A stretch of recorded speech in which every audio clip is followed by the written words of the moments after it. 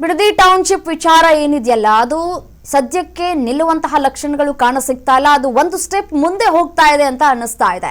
Bidadi township ಅನ್ನ ವಿರೋಧಿಸಿ ರಕ್ತದಲ್ಲಿ ಪ್ರತಿಭಟನೆಯನ್ನ ಮಾಡುವಂತಹ ಕೆಲಸಗಳಾಗ್ತಾ ಇದೆ. ರಕ್ತವನ್ನ ಬೇಕಾದ್ರೆ ನಾವು ಕೊಟ್ಬಿಡ್ತೀವಿ, ಭೂಮಿಯನ್ನ ನಾವು ಕೊಡೋದಿಲ್ಲ ಅಂತ ಹೇಳಿ ರೈತರು ಘೋಷಣೆಯನ್ನ ಕೂಗಿ ಪ್ರತಿಭಟನೆಯನ್ನ ಮಾಡ್ತಾ ಇದ್ದಾರೆ.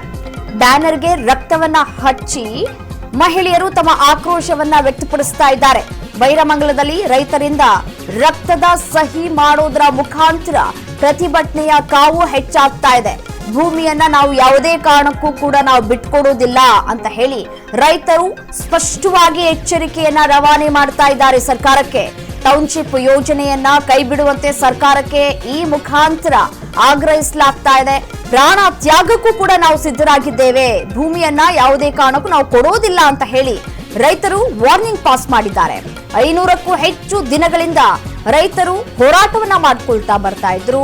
ಆ ಒಂದು ಹೋರಾಟ ಇದೀಗ ಮುಂದುವರೆದುಕೊಳ್ತಾ ಹೋಗ್ತಾ ಇದೆ.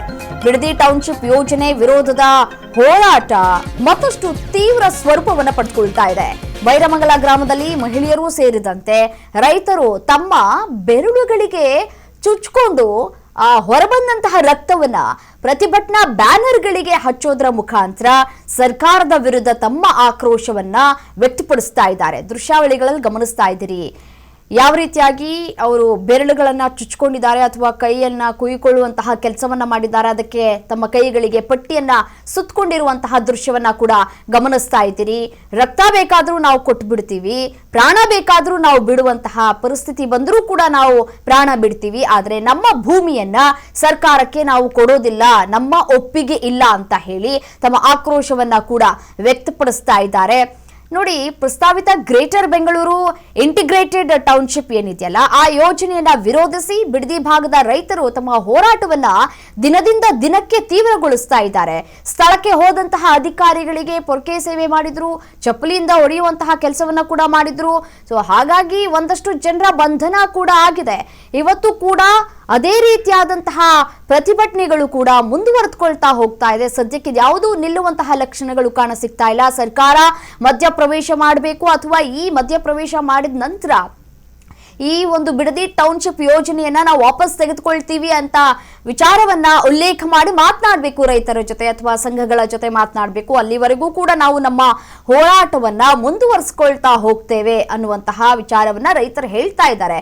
ಕಳೆದ 500 ದಿನಗಳಿಂದಲೂ ಕೂಡ ಹಗ್ಗ ಜಗ್ಗಾಟ ನಡೀತಾನೆ ಇದೆ, ಪ್ರತಿಭಟನೆಗಳಾಗ್ತಾನೆ ಇದೆ, ತಮ್ಮ ಹೋರಾಟವನ್ನ ಮುಂದುವರಿಸಿಕೊಳ್ತಾ ಹೋಗ್ತಾ ಇದ್ದಾರೆ. ಫಲವತ್ತಾದಂತಹ ಭೂಮಿಯನ್ನ ನೀವು ಗಮನಿಸ್ತಾ ಇದ್ದೀರಿ. ಈ ಭೂಮಿಯನ್ನ ನಾವು ಹೇಗೆ ಮಾರಾಟ ಮಾಡೋದು, ನಮ್ಮ ಹೊಟ್ಟೆಪಾಡು ಹೇಗೆ ಮುಂದಿನ ದಿನಗಳಲ್ಲಿ, ಈಗೇನೋ 1 ಕೋಟಿ 2 ಕೋಟಿ ಅಂತ ಏನು ಕೊಟ್ಟು ಬಿಡ್ತೀರಿ, ಸೊ ಆ ಕೋಟಿಯನ್ನ ಇಟ್ಕೊಂಡು ನಾವು ಒಂದಷ್ಟು ಖರ್ಚುಗಳು ಮಾಡಿಬಿಡ್ತಾರೆ. ಮುಂದೆ ನಮ್ಮ ಜೀವನಾಂಶ ಹೇಗೆ, ನಮ್ಮ ಜೀವನ ನಡೆಯೋದು ಹೇಗೆ ಅಂತ ಹೇಳಿ ಪ್ರಶ್ನೆಯನ್ನ ಮಾಡ್ತಾ ಇದ್ದಾರೆ. ಬೈರಮಂಗಲ ಗ್ರಾಮದಲ್ಲಿ ಪ್ರತಿಭಟನೆಯಲ್ಲಿ ಮಹಿಳೆಯರು ಕೂಡ ಭಾಗಿಯಾಗಿದ್ದಾರೆ.